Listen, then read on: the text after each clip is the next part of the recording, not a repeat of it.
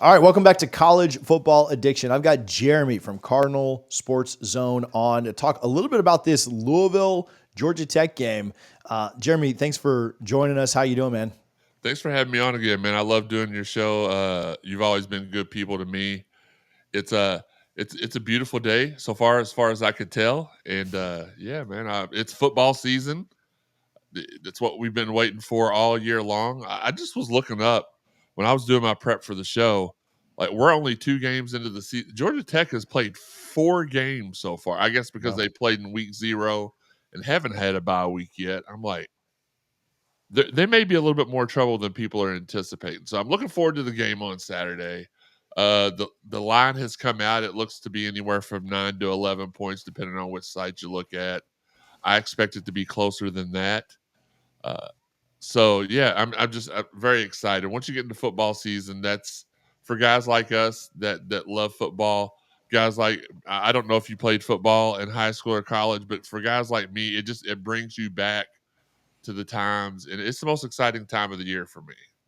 Yeah, I felt that way going into the year, but in my shoes, I'm ready to get to December. So, Fair enough. but yeah, no, I enjoy all the other football outside of the disaster that's happening in Tallahassee right now. So, but less of that. Last year, this game was a thriller, 39-34.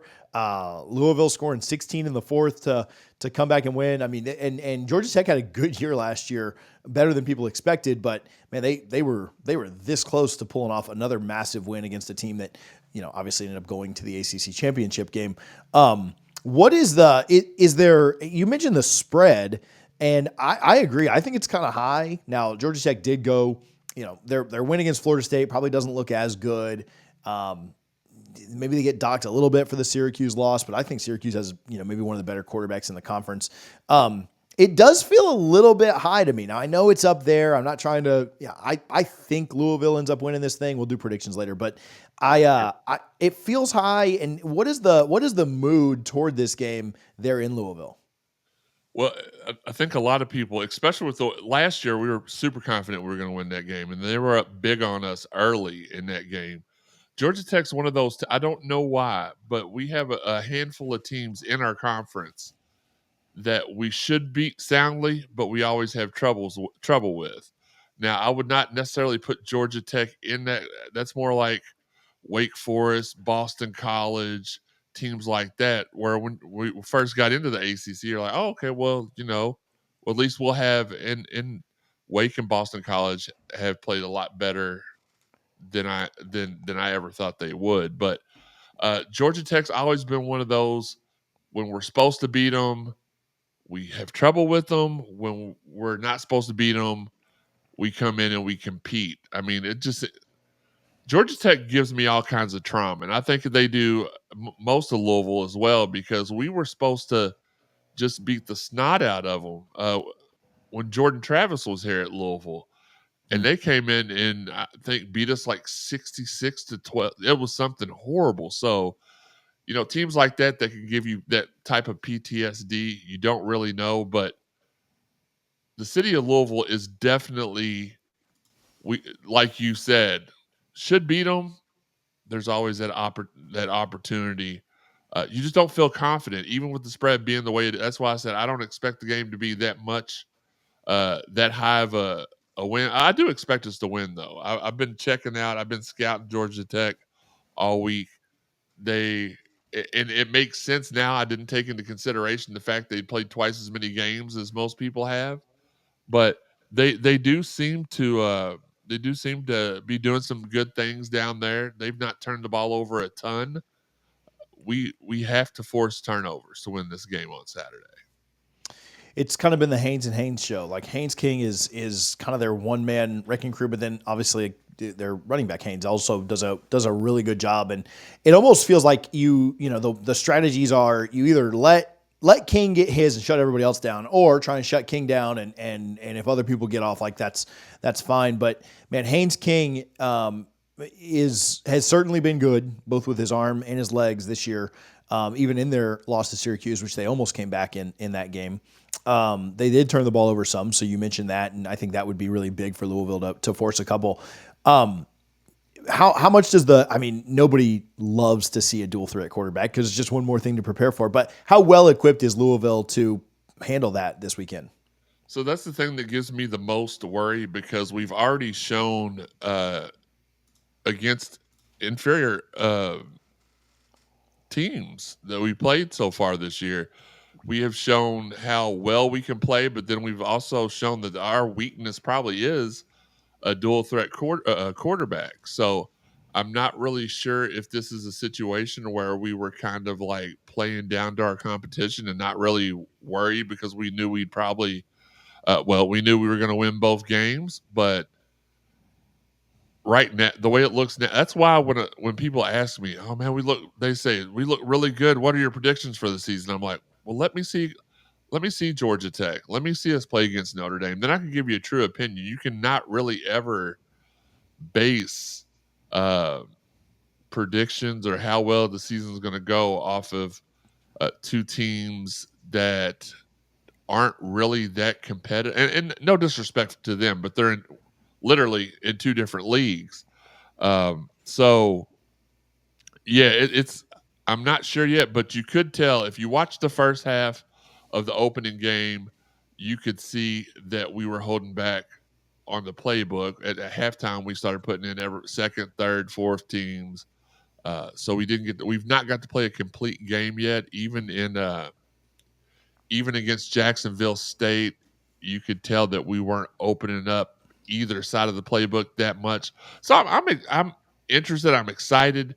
If this team even looks a fraction of the way it did the first half of the opening game, which I don't. That's how I don't even remember who we played in the first game. I know we played Jacksonville State in the second game.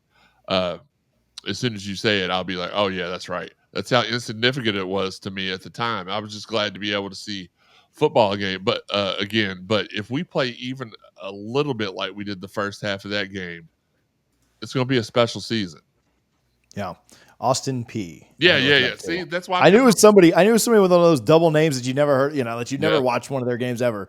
But yeah, I don't blame you too much for that one slipping your mind. Where do you think you said your biggest worry is maybe Haynes King, and that's I probably didn't take a rocket scientist. I probably could have told you for sure. what your biggest worry was going to be. What's your biggest confidence? Like, where do you feel like Louisville has the biggest advantage that they can take advantage of Georgia Tech? And if Louisville has won on Saturday, whether it's by 1 or by 100, what has gone right for them?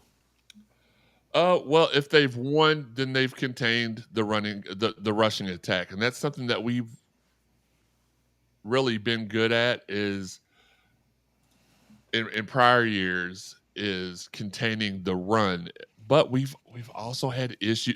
That's why, and not to get too far into advance, when we did our season preview, and people asked me where did I think a loss was going to come from that maybe nobody else did, I said Boston College because their quarterback Castanelos, I believe is his name, Mm-hmm. he's just ornery, man. He can do it all. He may not be like a complete passer, but he does enough to where he can keep you guessing. And that's where if we have won, we have contained that, and our quarterback has we have got a massive upgrade at quarterback.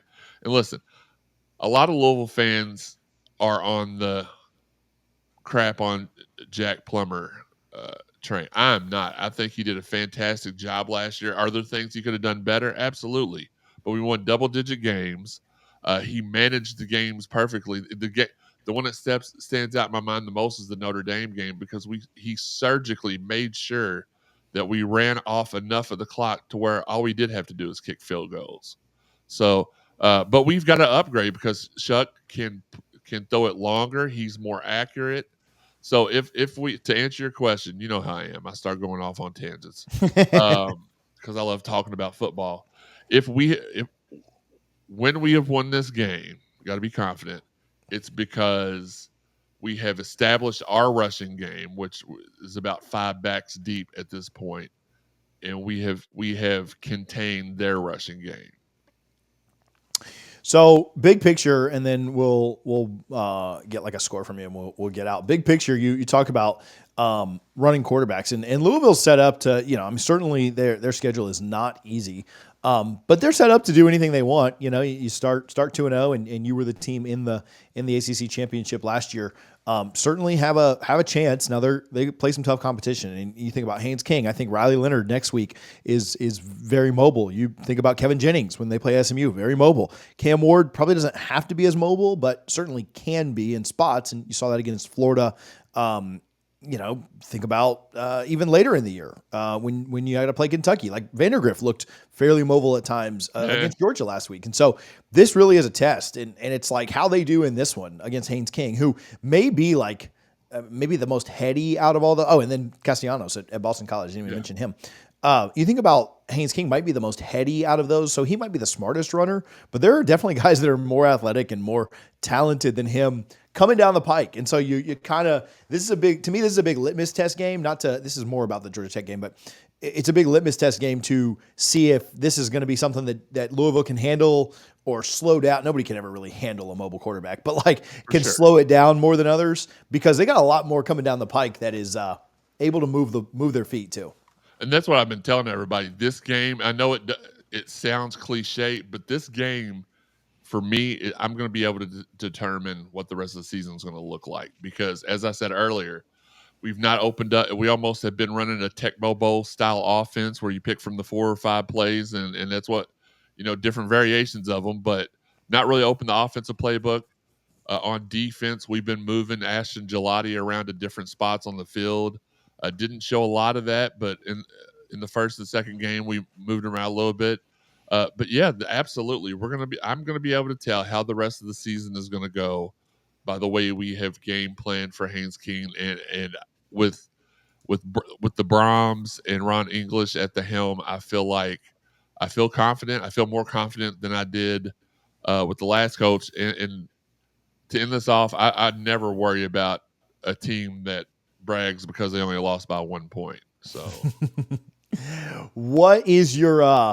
Let me look at the quickly here.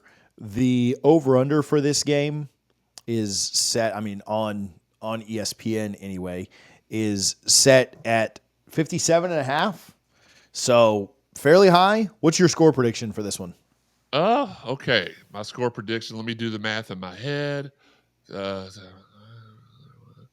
I'm gonna go 34-27. 34-27. I like it. So Georgia Tech covers. Louisville finds a way at home to get the win. Jeremy, where can people follow you? Where can they find more of your work? Well, they can find all of our written stuff at cardinalsportszone.com, and they can get on all the social media networks and follow Cardinal Sports Zone on YouTube, on Facebook, on Twitter. It's a little bit different, but if you just follow me at Jeremey_CSZ, you'll get all the podcasts live when all the podcasts streamed when they go live. Awesome, man. We appreciate you a ton for stopping by. You guys play a lot of big ones this year, so we might be doing these quick hitters all season. Just keep winning. I'm here for it, man. Yeah, we got Notre Dame coming up, Miami. Clemson, yeah. Clemson.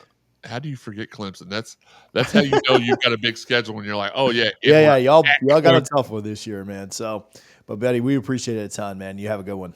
You too.